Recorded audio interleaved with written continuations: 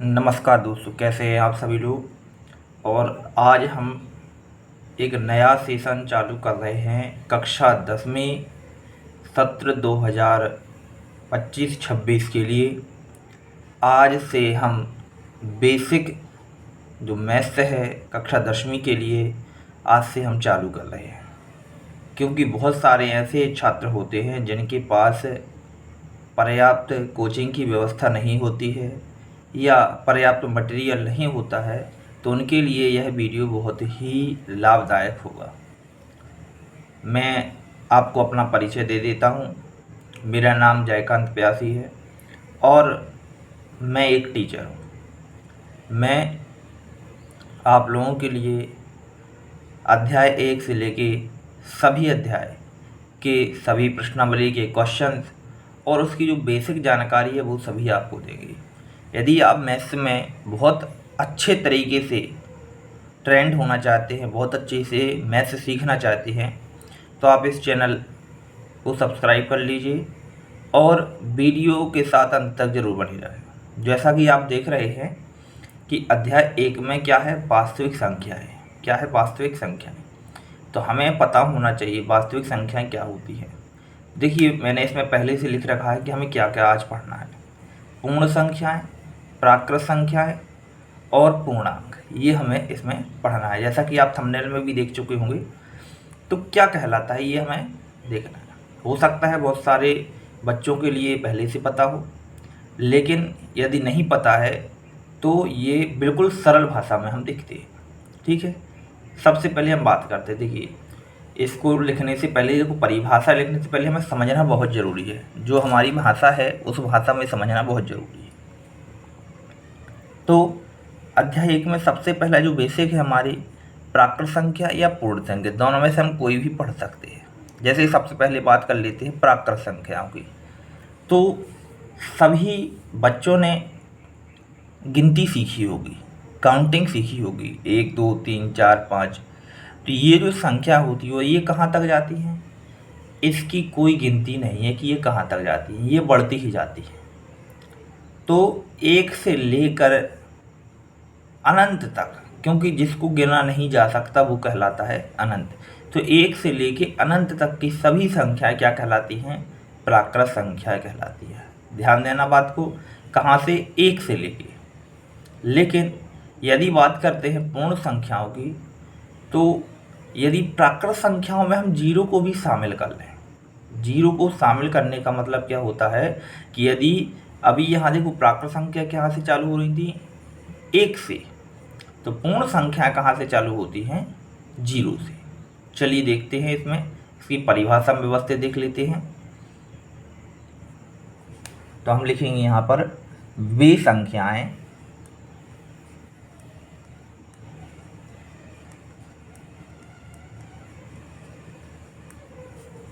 ठीक है, वे संख्याएं जो शून्य से प्रारंभ होकर, वे संख्याएं जो शून्य से प्रारंभ होकर कहाँ तक जाती हैं, अनंत तक जाती हैं। शून्य से प्रारंभ होकर अनंत तक जाती हैं, क्या कहलाती हैं, उन्हें कहते हैं हम, उन्हें पूर्ण संख्याएं कहते हैं।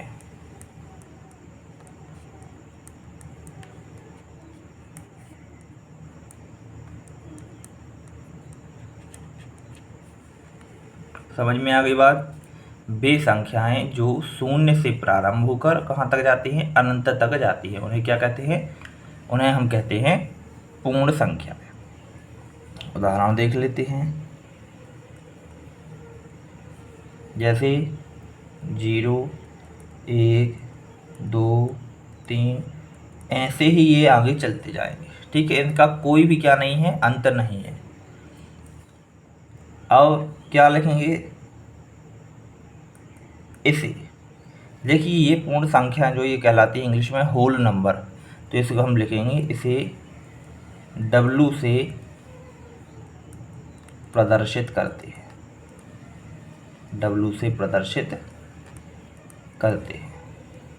देखिए ये बिल्कुल बेसिक है, ये बिल्कुल बेसिक आप पढ़ रहे हैं और आपके लिए बहुत ही आवश्यक होगा, हेल्पफुल होगा। अब हम बात करते हैं प्राकृत संख्याओं के लिए। तो प्राकृत संख्या क्या कहलाती हैं? देखिए सभी के लिए यदि समझ में आता है तो कमेंट करके ज़रूर बताना है। प्राकृत संख्याएं, देखिए प्राकृत संख्या क्या कहलाती, मैंने अभी बताया था। तो वे संख्याएं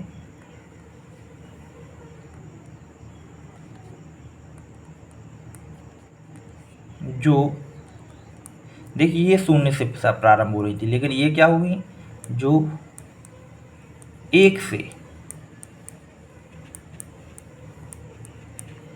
प्रारंभ होकर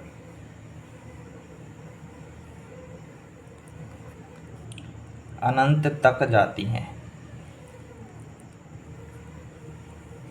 अनंत तक जाती हैं,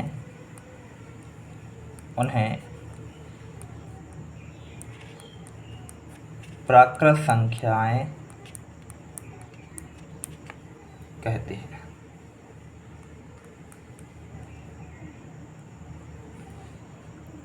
ठीक है। अब देखिए जो कहाँ से एक से प्रारंभ होती हैं और कहाँ तक जाती हैं, अनंत तक जाती हैं। तो उदाहरण देख लेते हैं।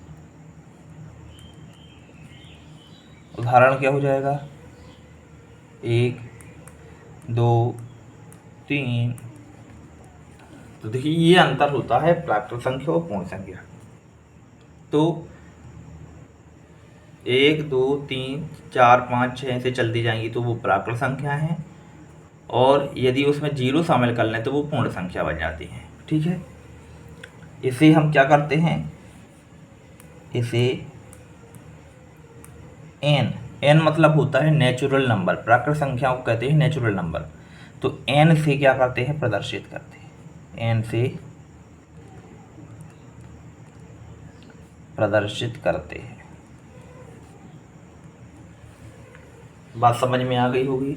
यदि समझ में आती है तो कमेंट करके ज़रूर बताना है कि मेरी जो भाषा है वो आपको समझ में आती है कि नहीं। ठीक है। अब हम बात करते हैं पूर्णांक की।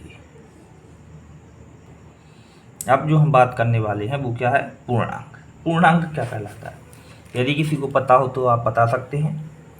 तो पूर्णांक के बारे में मैं आपको बताऊं कि धनात्मक और ऋणात्मक संख्याओं का समूह, धनात्मक और ऋणात्मक संख्याओं का समूह क्या कहलाता है, पूर्णांक कहलाता है, जिसमें 0 भी शामिल होता है। चलिए यही लिखना है, देखते हैं भाषा क्या होगी, शून्य सहित, शून्य सहित सभी धनात्मक व ऋणात्मक, धनात्मक और ऋणात्मक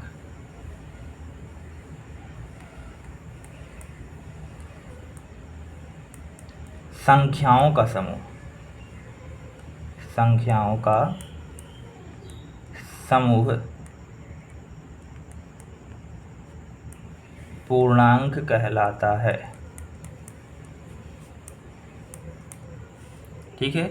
शून्य के साथ, शून्य सहित सभी धनात्मक और ऋणात्मक संख्याओं का समूह क्या कहलाता है, पूर्णांक कहलाता है। लेकिन एक इसमें विशेष बात होती है, क्या होती है, जिसमें कोई क्या नहीं होता है, दशमलव, जिसमें कोई दशमलव बिंदु नहीं होता है। मतलब दशमलव वाली संख्याएं इसमें नहीं रहेंगी, इसमें कोई दशमलव बिंदु नहीं होता है। ठीक है। ये हमें विशेष ध्यान देने वाली बात थी। अब हमें क्या देखना है, इसके प्रकार तो क्या होते हैं, तो पूर्णांक के प्रकार देखिए, पूर्णांक के प्रकार देखिए मैं बार बार बोल रहा हूँ, यदि आपको ये समझ में आता है तो वीडियो को लाइक ज़रूर करना है और कमेंट करके बताएं कि ये आपको समझ में कितना आया। 100% में से आप कितने मार्क्स देंगे मेरे समझाने पर, मेरी भाषा पर। तो पूर्णांक के प्रकार की यदि अपन बात करें तो पूर्णांक कितने प्रकार की होती है, तो ये होती है 2 प्रकार की। कितने प्रकार की? 2 प्रकार की। ठीक है, नंबर 1 हो जाएगा हमारा धनात्मक पूर्णांक, धनात्मक पूर्णांक, और दूसरा हो जाएगा ऋणात्मक।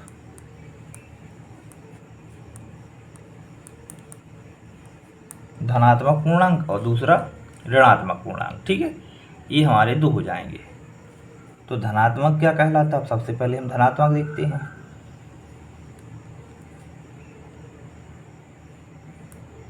धनात्मक पूर्णांक, इसके बारे में देख लेते हैं। तो धनात्मक पूर्णांक, तो इसमें लिखेंगे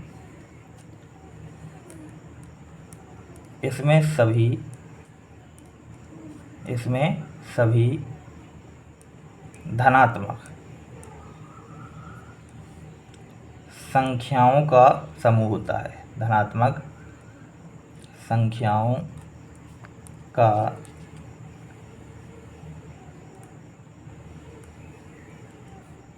समूह होता है। धनात्मक संख्याओं का समूह हो जाएगा। उदाहरण देख लेते हैं यहीं पर। उदाहरण क्या हो जाएगा? 1, 2, 3, ये सभी। ठीक है, दूसरा क्या है हमारा? ऋणात्मक पूर्णांक। ऋणात्मक पूर्णांक, तो इसका जस्ट अपोजिट कर देना, उसमें और कुछ नहीं करना है। इसमें सभी, यहाँ धनात्मक है तो यहाँ क्या हो जाएगा? ऋणात्मक, माइनस वाला। इसमें सभी ऋणात्मक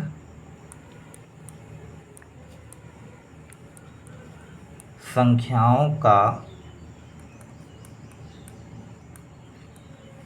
समूह होता है। ठीक है, जैसे कि उदाहरण देख लेते हैं। ऋण 1, ऋण 2, ऋण 3, ऐसे ये बढ़ते जाएंगे। अब इसमें एक नोट हमें ध्यान देना है, जो हमने परिभाषा में देखा था कि धनात्मक और ऋणात्मक तो संख्याएं होती ही हैं। ठीक है, धनात्मक और ऋणात्मक जो पूर्ण संख्याएं होती हैं और ये पूर्णांकों में होती हैं, लेकिन जो शून्य है वो कहाँ गया? देखें तो जो 0 है, शून्य, इसको क्या लिखते हैं अपन? 0। ये जो 0 है ये ना धनात्मक है। 0 क्या है? ना धनात्मक है व ना ही ऋणात्मक है। जो शून्य है वो ना धनात्मक है और ना ऋणात्मक है। ना धनात्मक पूर्णांक और ना ही ऋणात्मक पूर्णांक नहीं है। धनात्मक, ना धनात्मक और ना ऋणात्मक पूर्णांक है,